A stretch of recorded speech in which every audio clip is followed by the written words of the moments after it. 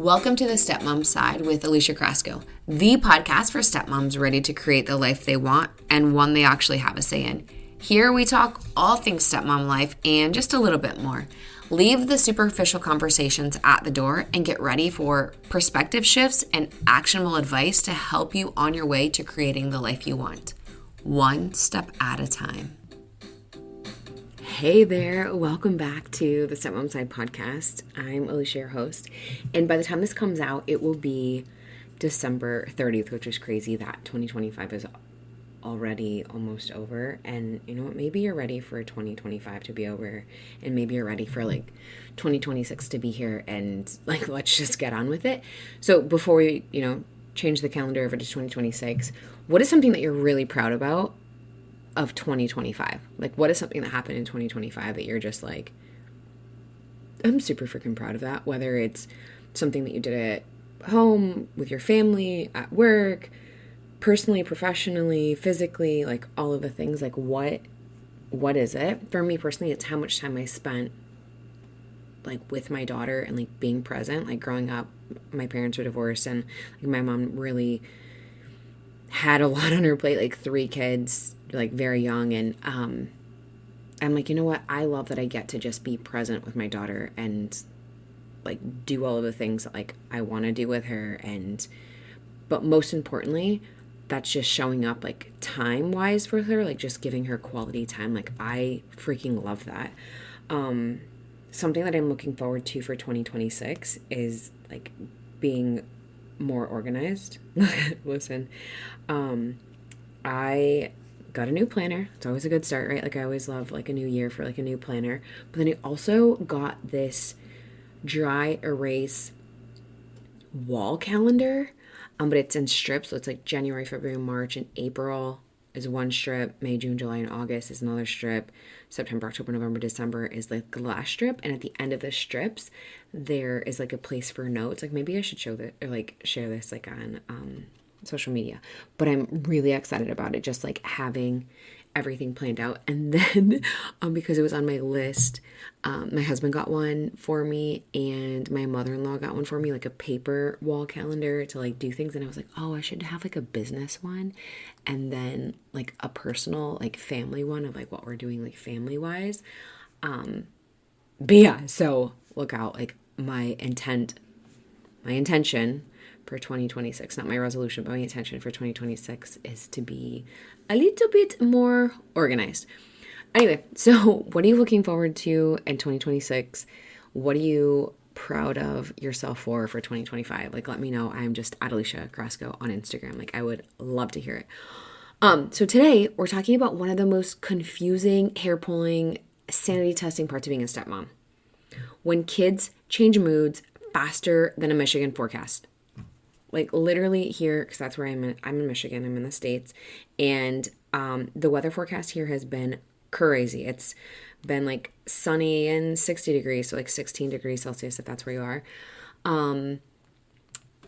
It's been snowy, it's been rainy, it's been icy, it's been all in the span of a couple of days. What are we doing here? What's happening?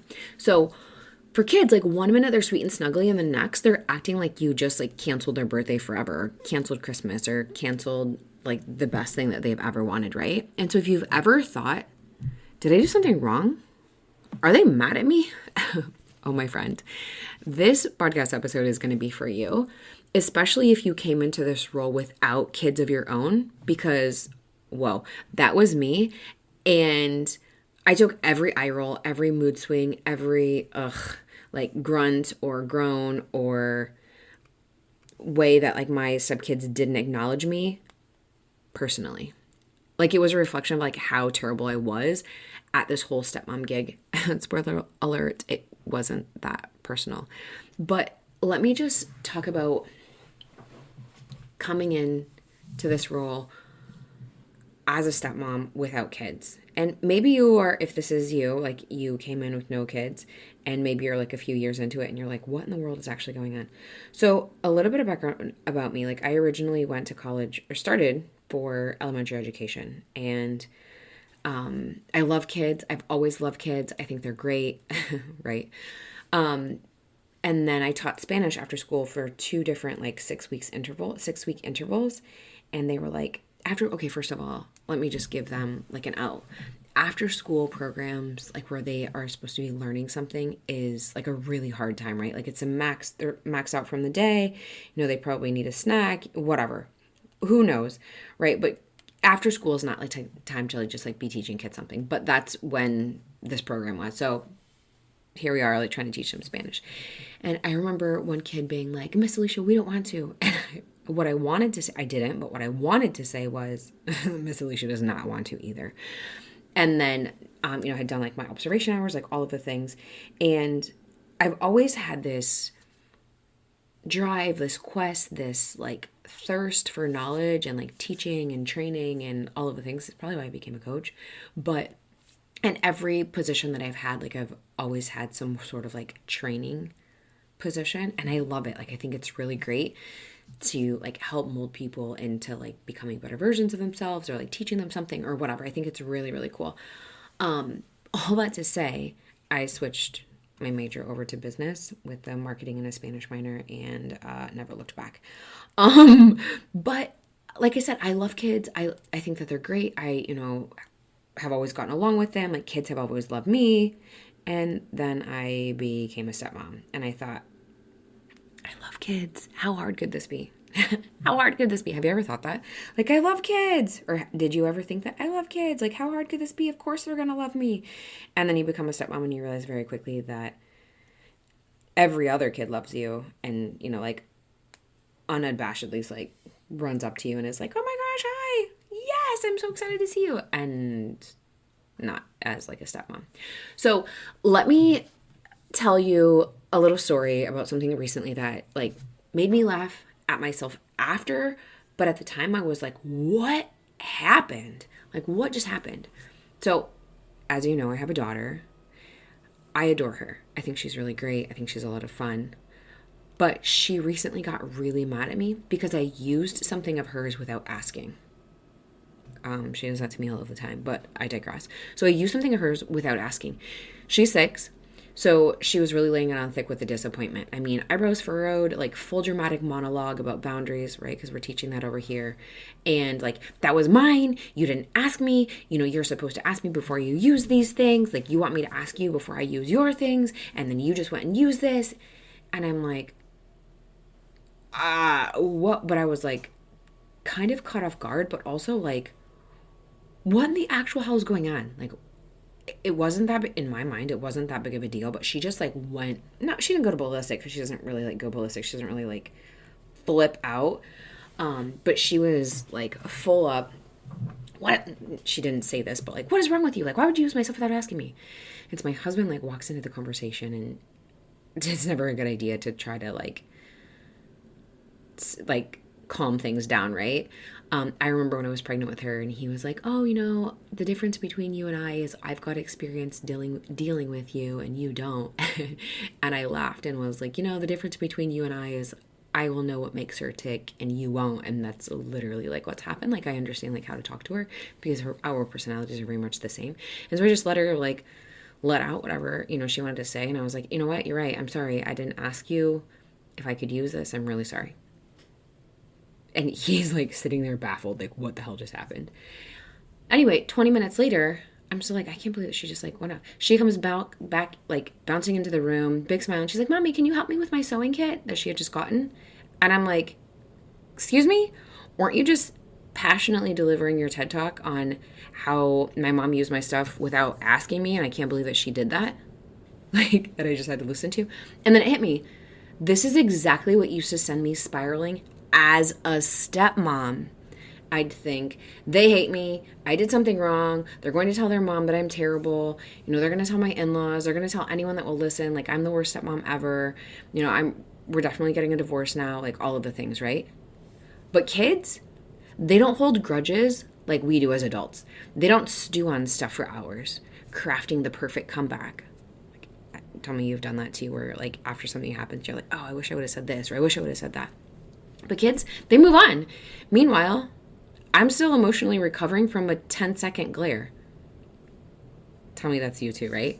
So let's talk about what's really going on here. Kids are like tiny mood tornadoes. Like, that sounds really crazy, but like, I know that you can relate and like you get this, but their entire emotional state depends on about 7,000 invisible variables. And here's what I've come to realize, like, now that I've got my own daughter, like I'm like, oh, okay, so these are variables that I should look for that I didn't know to look for, right? Like, and maybe you thought this too, right? Like, I love kids, they're great, like I've babysat, I've grown up around them, blah, blah, blah, all of the things. But I didn't know this depth of it, like not having kids of my own.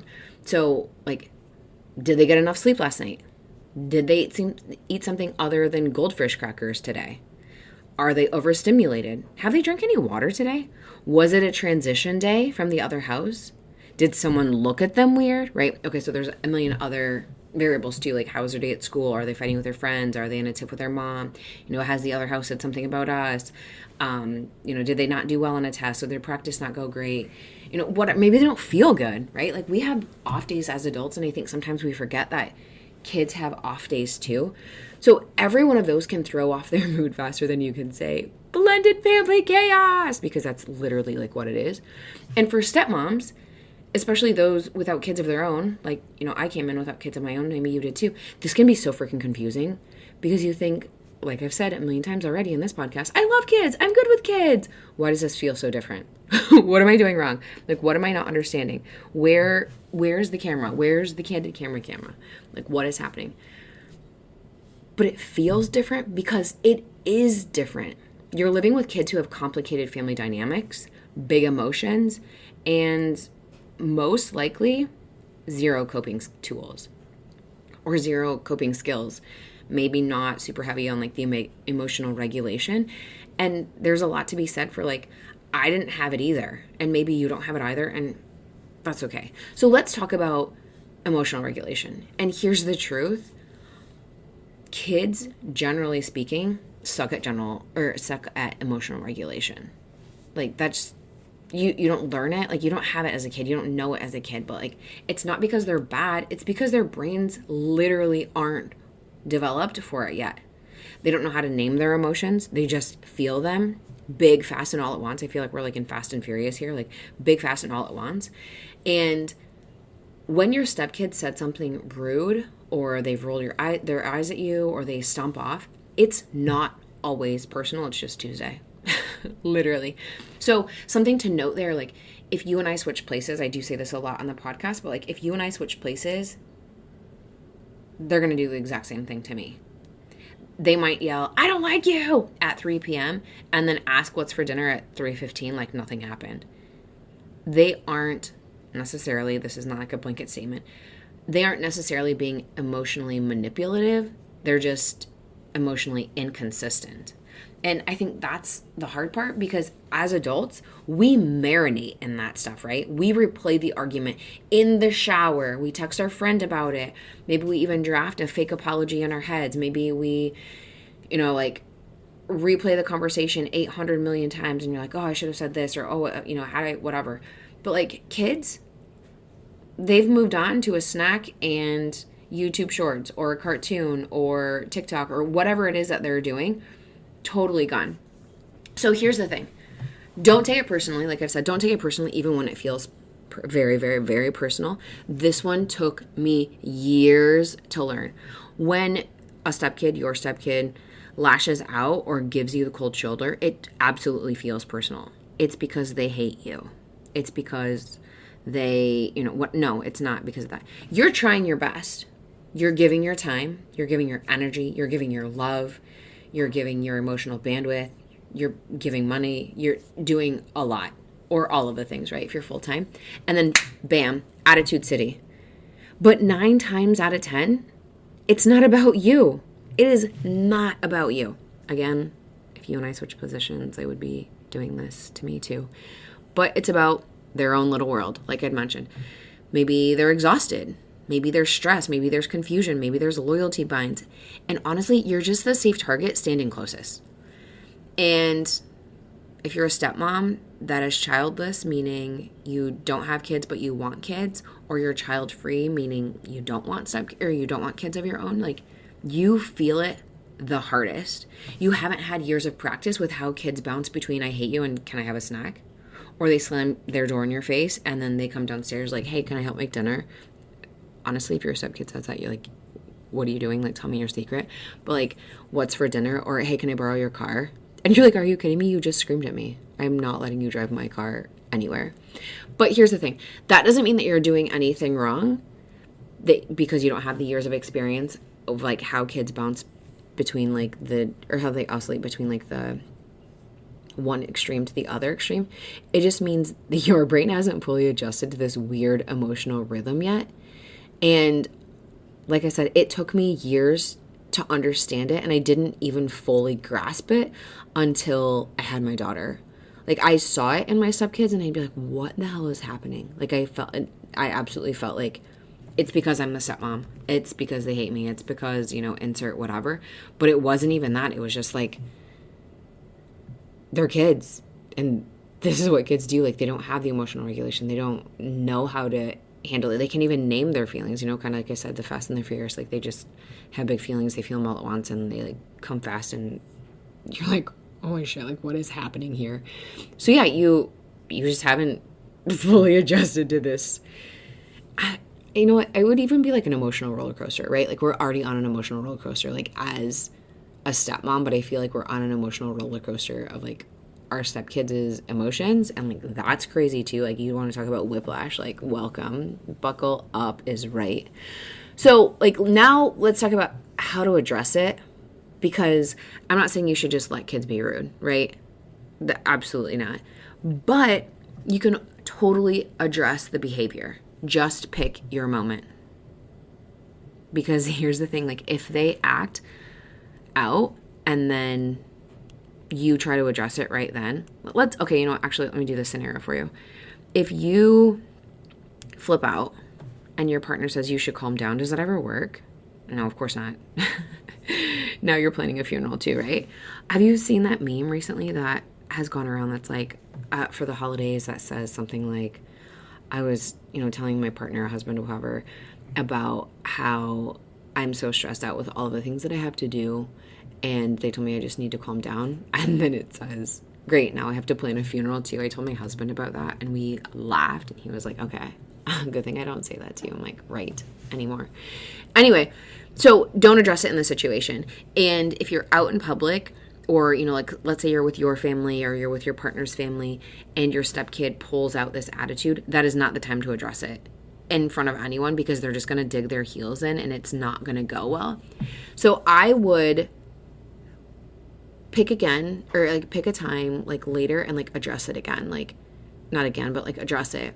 And you can calmly, kindly say something like, hey, I didn't like how you talked to me earlier. Let's try that again. And then stop talking, because sometimes we get really nervous and we just keep talking and like, oh, I don't know what to say. I don't know what they're going to say. I feel awkward. This is really weird. Talk. And so we've processed it 8 million different ways, right? Like, oh, if they say this, I'm going to say that. If they say that, I'm going to say this, blah, blah, blah. Where this is probably the first time that your stepkid has ever even thought about it, or maybe even like had somebody address this behavior with them. And so they might be a little bit caught off guard, and they need time to process whatever. And so if you say something, give them literally like a solid minute to process and say something back. So say something and then stop talking. And if it goes south, like if they just start screaming at you, abort mission, retreat, evacuate the emotional battlefield, like get the hell out of there. Not really, but like literally. Because if you try to teach a lesson in the middle of a meltdown, like you both lose, like I had mentioned. Like it's not a good situation to be in.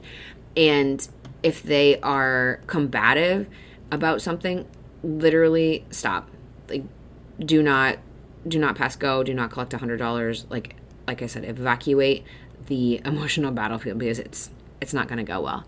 The goal isn't to win, it's to model what emotional regulation actually looks like, right? So if it blows up and then now you both are there like screaming at each other, what do we accomplish? Like we're doing exactly what we don't want them to do. That's not good. And so this is going to be one of those things where you have to have this conversation several times. It's not going to be like, oh, Alicia said have this conversation and then it's good. No, my friend, like, please understand me when I say this is going to be a conversation that you're going to have several times over, and that's okay. Again, it doesn't mean that you suck as a stepmom because they're not getting it the first time, and it doesn't mean that they're a terrible stepkid because they're not getting it the first time. It's change. It's weird. It's awkward. It's hard. Give everyone a little bit of grace. So they won't always say sorry, but they will notice how you handled it. So if you're going in with the expectation,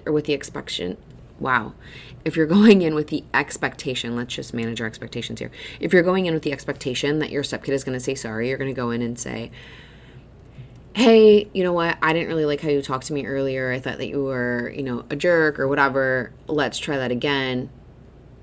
And you expect them to be like, oh my gosh, you know what, Alicia, you're right. I'm so sorry. No. We're going to go in and we're going in for the sake of voicing, hey, I didn't really like how the situation went down earlier. Don't expect an apology. That is like mistake number one, is expecting an apology. Just bank on the fact that you are not going to get an apology. That's fine. That's okay. That's not what we're here for. We're just trying to like set that expectation of like, this is how we want to be treated, and how you did it earlier is not how I wanted it to go. So again, they will notice how you've handled it. So here's the big takeaway. Kids are allowed to have off moments. Also, you are too. They can be little jerks sometimes. Also, you can too. It's all part of being human though, right? Like, everyone has an off day, and I think we forget, again, that sometimes kids have them. So the more you stop taking their mood swings personally, the easier your life gets. Again, please learn so much faster than I did. It took me years and years and years and years to learn this.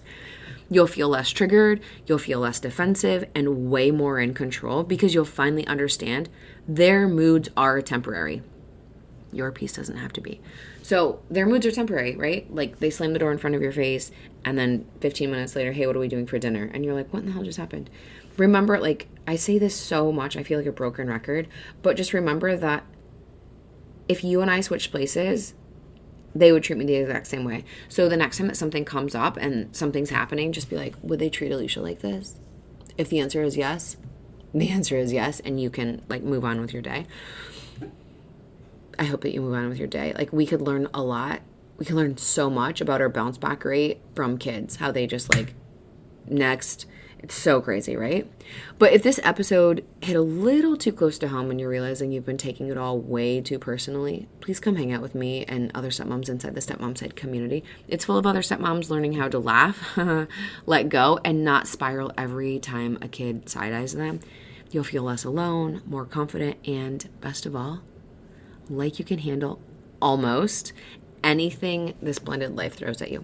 And I will chat with you next week. Thanks for taking time to listen to this week's episode. If anything was helpful or resonated with you, please share it on social media and tag me. I'm just at Alicia Crosco. And if you could leave a 5-star rating and a review while you're at it, that would also be really helpful.